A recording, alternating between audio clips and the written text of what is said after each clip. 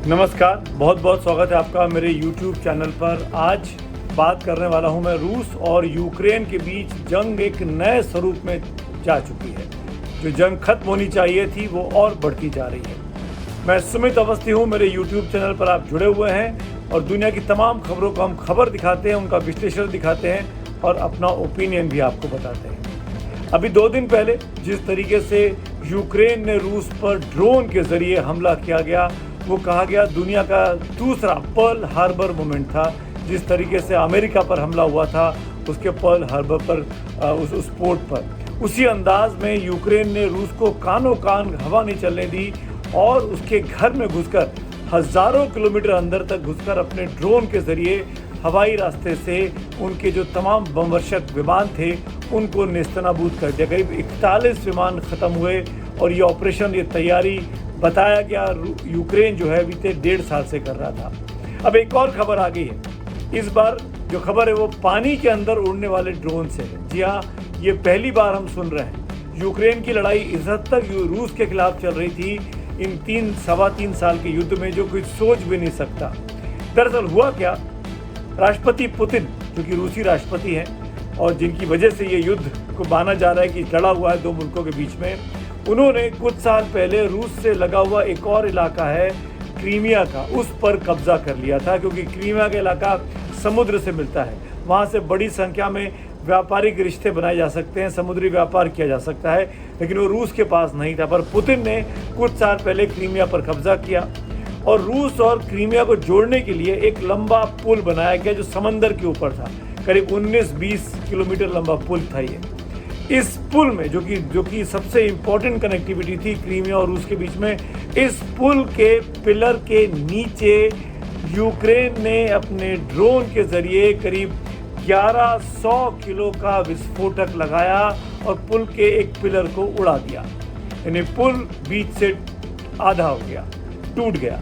और जो पुल 2 मुल्कों को, 2 रास्तों को जोड़ता, 2 जगहों को जोड़ता था, वो अब नहीं जोड़ पाएगा।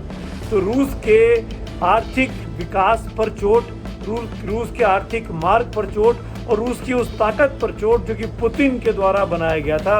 यानी ज़ेलेंस्की के सेना, ज़ेलेंस्की के लोग वो काम कर रहे हैं जो पुतिन को और चिढ़ाएंगे।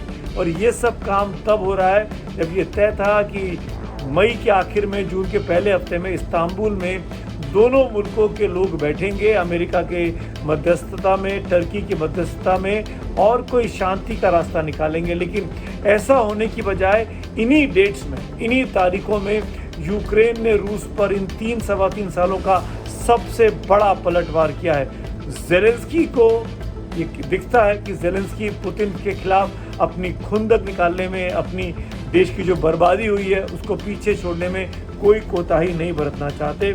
इस पुल का नाम था क्रेच ब्रिज, जो कि पुतिन के द्वारा बनाया गया था। 19 किलोमीटर ये पुल है।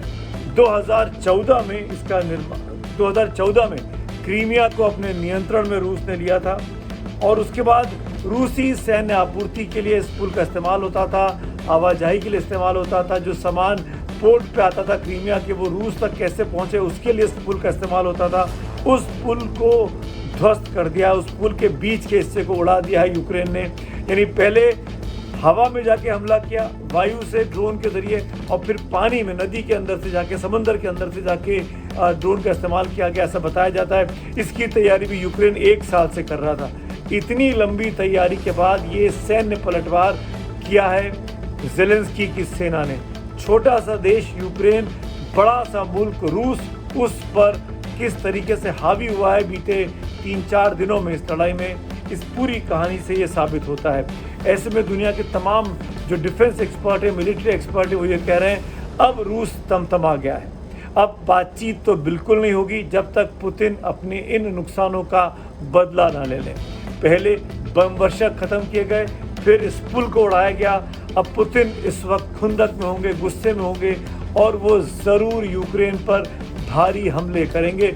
उस यूक्रेन पर जो उसके कई शहर बीते 3 साल की लड़ाई में ऑलमोस्ट ख़त्म हो चुके हैं। बताया जा रहा है रूस के पास एक ऐसा मिसाइल सिस्टम है जिसका नाम है ओरेश्निक मिसाइल सिस्टम है, जिसको नाटो की सेनाएं नहीं पकड़ सकती हैं।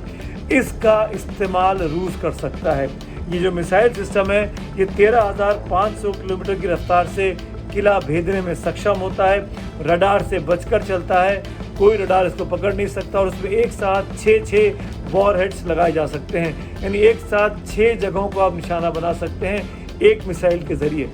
अगर रूस ने इसका इस्तेमाल किया यूक्रेन को ख़त्म करने के लिए तो इस लड़ाई का ये सबसे विभत्स रूप होने वाला है।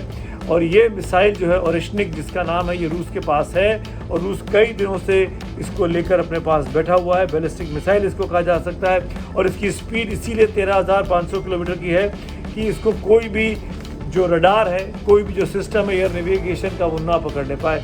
यानी आप ये मान के चलिए कि जो अमेरिकी राष्ट्रपति ट्रंप बातचीत की कोशिश कर रहे थे, पुतिन और ज़ेलेंस्की के बीच समझौते की कोशिश कर रहे थे, उस समझौता तो दूर की बात, अब ये लड़ाई अब नए स्वरूप में आ गई है। डर इस बात का है कि कहीं इसने परमाणु का रंग ले लिया, रूस ने अगर परमाणु बम छोड़ दिए जैसा कि अमेरिका ने हिरोशिमा नागासाकी पर किया था पर्ल हार्बर के जवाब में, उसके पलटवार में, अगर रूस ने यही काम यूक्रेन पे कर दिया तो पूरे यूरोप के तमाम मुल्क जो कि यूक्रेन से लगे हुए हैं वो इसकी जद में आ सकते हैं और फिर हाइपोथेटिकल है लेकिन फिर ये वर्ल्ड वॉर 3 का रूप ना ले।